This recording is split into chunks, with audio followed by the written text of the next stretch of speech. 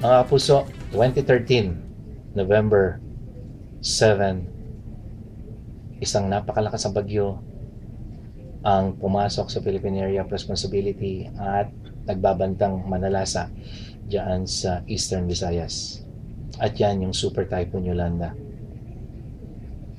And the rest is history, as they say. At ngayon, isang taon pagkatapos manalasa ng Super Typhoon Yolanda, meron pa ba tayong inaasahang Super Typhoon? Yan ang ating pag-uusapan ngayong weekly webcast natin, mga kapuso. Ako po si Nathaniel Cruz mula dito sa GMA I Am Ready Command Center, ang inyong magiging tagapag-ulat.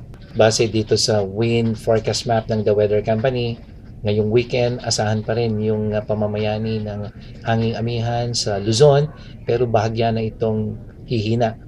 At yung isang low-level circulation na nandito naman sa may Pacific Ocean, dito sa wind forecast map, makikita natin na magpapatuloy ito bilang isang sirkulasyon, pero nandito sa may eastern side ng Philippine Area of Responsibility ngayong weekend.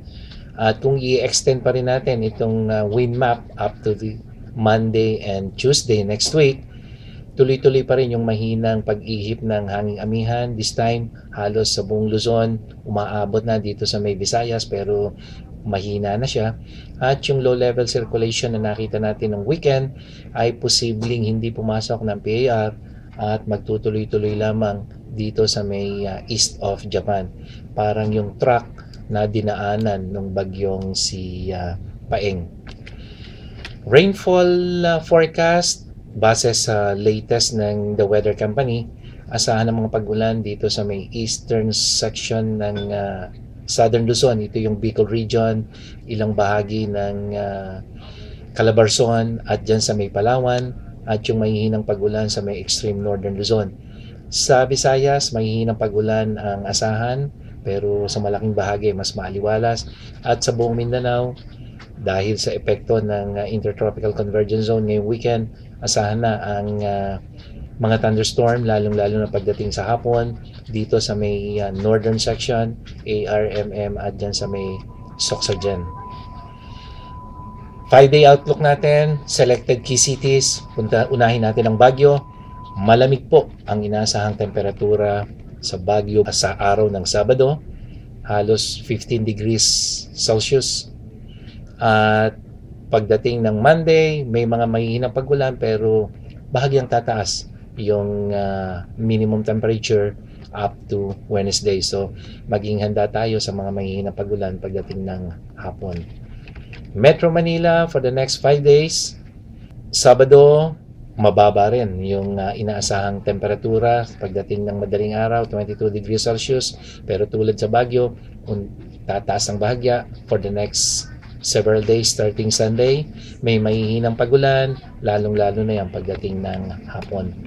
Sa Visayas naman, sa Cebu, maaliwalas ang panahon sa Sabado, pero pagdating ng Linggo hanggang Miyerkules, asahan ng mga mahihinang pag-ulan.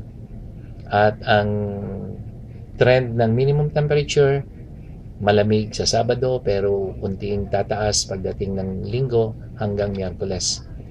Diyan po sa Tacloban na ginugunita ang isang taong anibersaryo ng paghagupit ng Super Typhoon Yolanda.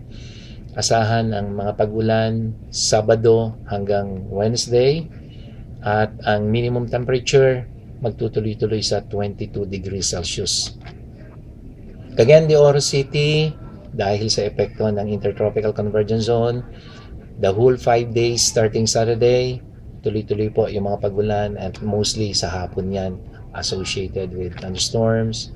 Gayon din sa Davao, although sa Sunday mas kakunti ang ulap, pero meron pa rin chance ng pag-ulan, and on Wednesday magiging cloudy with light rain showers.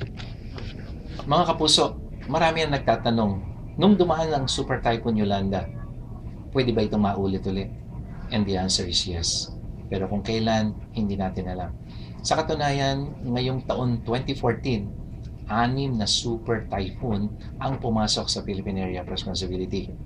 At maswerte dahil walang tumama dito sa ating bansa. Kaya dapat po lagi tayong I am ready dahil laging nandyan yung posibilidad na magkaroon muli ng panibagong Super Typhoon Yolanda.